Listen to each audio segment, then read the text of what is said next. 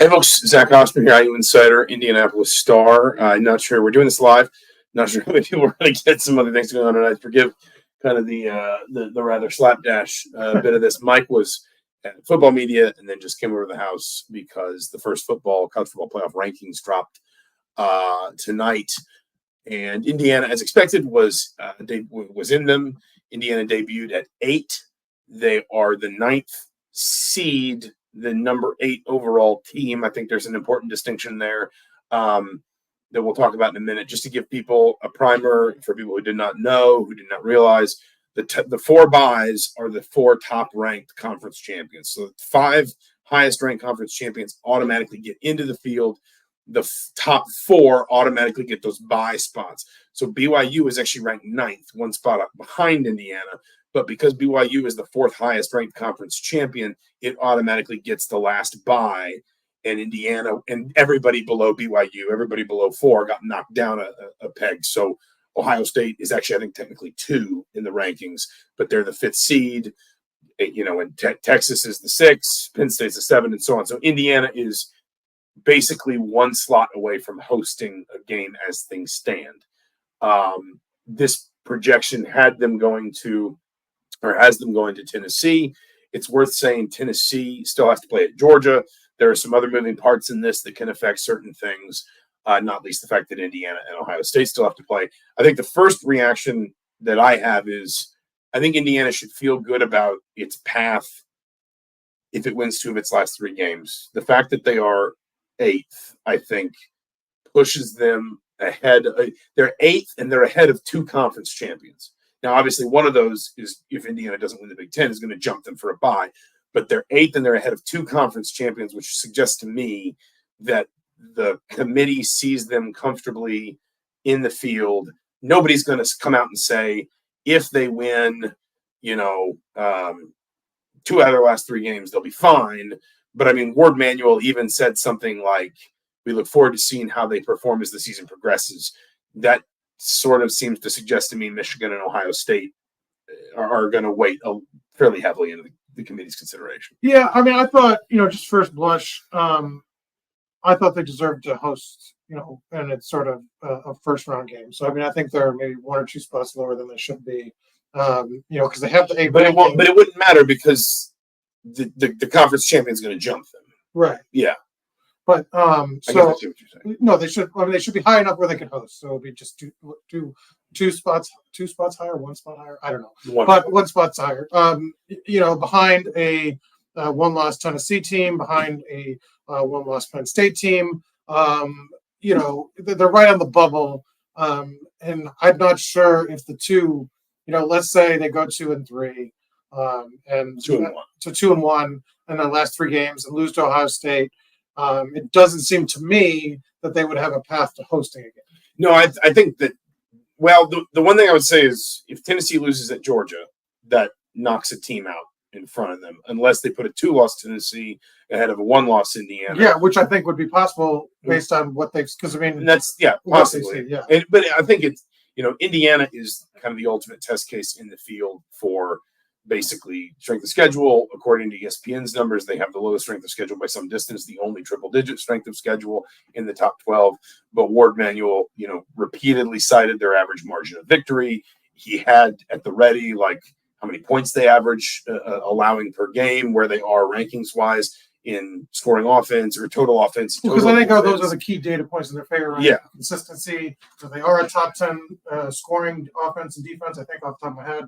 And top 20, total offense and defense in the stats. So, I mean, those things are what helps them overcome that strength of schedule. And the 9 straight double-digit wins, I think none less than 14 points.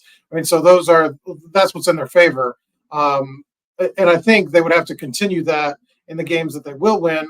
Purdue, I think it's pretty obvious that they, they'll get double-digit win. But Michigan, I think the style of that win almost matters as well. That they probably have to still continue to do that to sort of overcome that strength of schedule that's not just a little away from the rest of the pack, but 50 points less, 50 spots less. And it's worth saying Reese Davis made a note. I think it said that they had a top 15 remaining strength of schedule. A lot of that's going to be Ohio State, but some of it will be Michigan. Obviously, very little of it will be Purdue.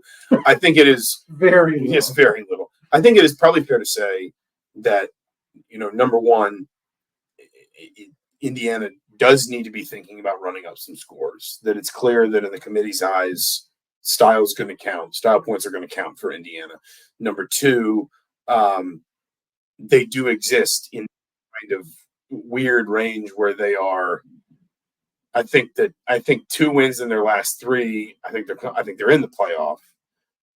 But as you say, I'm not sure that breaks the ceiling to host a game. No, with the likelihood that I think 2 wins in their last 3 would probably still have them ahead of a Big 12 champion.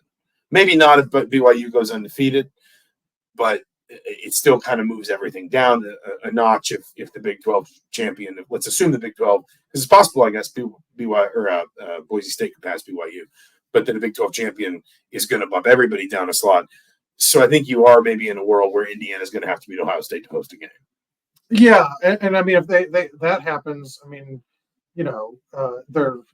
they also have another data point of probably the Big Ten title game too. So yeah, I mean, you add sort of some new wrinkles to that because I mean, barring something unforeseen, they're going to lose out on all the tiebreakers if they can't win out in the Big Ten to make the title game. Yeah, it's very clean for them pretty much now. If they beat Ohio State, they're almost certainly in. Right. If they win out, they're almost certainly in the Big Ten championship game. In fact, they are. If they lose one game, I don't think there's. I think the only way I think might be if the loss is Purdue somehow, or excuse me, if the loss is Michigan somehow. Right. But even then, I'm not. What you would really the only likely path there would be that Ohio State loses another game. Right. And Penn State does as well, and so Indiana loses one game, but only has one. I think loss. They're behind in tiebreakers to both of them with one loss. And I think the tiebreaker that's hurting them is opponent record, the combined opponent record, and Indiana's comfortably. But I mean, at this point in the season, to be where they are, I mean, I think fans have to be sort of excited, and there's no sort of, we don't want to sort of rain on that parade. I mean, look what they've accomplished this season, and I think you tweeted about this is fairly. Incredible, historic, whatever word you want to use it to sort of talk about what they've done in terms of Indiana history, just where they are at in terms of this season. Obviously 9-0 for the first time. But I think Signetti would talk about in terms of their goals are still much higher, right?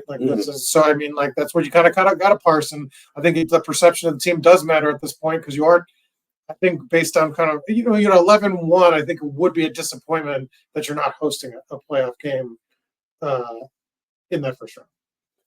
Maybe. Maybe. I don't know. It's still tough. And listen, the other thing I've said is 11-1 and you beat, say, the Michigan win again. Purdue, I'm just counting out, I guess. That all of these are double digits and just blowout wins. Yeah. And you're 11-1. Look, it took. I guess that's the punishment for taking Louisville off the schedule. I suppose, and I don't think you can really criticize Indiana for that, given their reasoning at the time and the way things have changed. I think the other piece of this that I think is worth remembering for fans is if Indiana were to win out, get to the Big Ten title game, and lose. Remember, that's going to affect you in the way that it affects Ohio State, where Ohio State was, I think, the 2 seed in the committee's eyes. They are a 5 because Oregon gets the Big Ten's automatic qualifier. The Big Ten doesn't get one, but the top 4 conference champions do. The Big Ten will always be a top 4 conference, presumably in terms of its champion will always be in that, in one of the 4 highest ranked champions. So Oregon would take that spot, and basically the only way Indiana gets a bye is if they win the Big Ten championship game. Is essentially what I'm trying to say here. But listen, I think if you're Indiana, I've seen some, they're disrespected. They should be ahead of Penn State, or they should be ahead of Tennessee, or whatever. I think if you're Indiana, the thing that you wanted most, and we're going to keep this short because we got a lot of writing to do tonight. But I think the thing you wanted most if you were Indiana was some measure of comfort that you can afford to lose a game and stay in the playoff. And maybe you have to go on the road, but the first goal has to be making the top, being in that 12. And I think based on the teams behind them, who they ranked them ahead of, it's worth remembering who they ranked them ahead of. BYU, who would jump them in the seeding, but is still ranked behind them. Notre Dame is still ranked behind them. Alabama, a 2-loss Alabama, is ranked behind them. So there was no kind of hey, we just really think that. You didn't get the sense that there was we just really think the SEC is good, so we're going to give all these 1- and 2-loss teams a bunch of credit for beating up on each other. I think there are a lot of people who feel like there have been years in the past where the SEC deserved that credit. This may not be one of them. I think the first thing you were looking for was some measure of assurance that you can afford to lose a game and still make the playoff. And I think Indiana got that. But I think Indiana also, and this is the margins when you're dealing with a 12-game season in football rather than a 31-game season in basketball, you have fewer opportunities to change people's minds.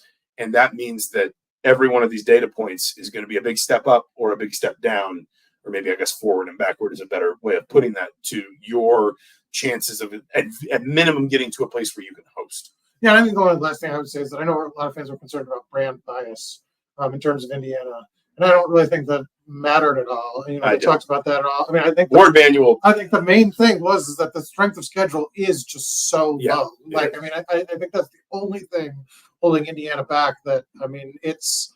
I mean, like Ward Manual talked about Washington State. Somebody asked him because they only had one loss and they were like 21st, and he basically said what their best win is Washington, and I think that was on the road, if I'm not mistaken, early in the season. Indiana's best win is Washington, and that's in Bloomington. So the point is, I don't think there's a brand bias thing. I actually think the committee, based on the way Ward Manual was talking about them, I think the committee is relatively impressed with Indiana, but there is this one big ankle weight that's kind of hanging around that they can't ignore. They just can't ignore. No, I don't think so. I mean, in a way, I wonder if it would almost be more advantageous if Indiana does. If you said Indiana has to lose one game, I think it would be almost more advantageous if it was the Michigan game and then they beat Ohio State on the road and beat Purdue, because I think that would give a certain measure of boost to, you know, basically giving them a higher quality win. Because like the problem with Michigan is they're already lower than Washington and the FBI, and if you beat them this weekend, if you're Indiana, they're just going to keep going lower. Then they lose to Ohio State, and they're going to lower. Yeah, it just keeps going down. So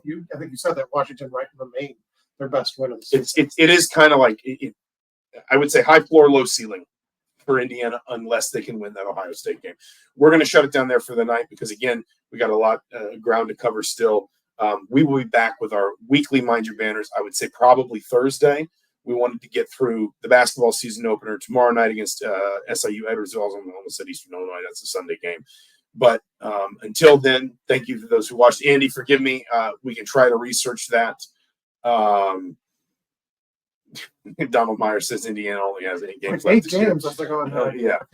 Andy, we will try to research that before all Big Ten teams come out. But thank you all for watching tonight. This has been a quick Mind Your Banners reaction special. Again, we'll be back Thursday with our full weekly show. But until then, for Mike Niziolek and the Bloomington Herald-Times, I'm Zach Osterman from the Indianapolis Star. Thank you so much for watching. We'll talk to you soon.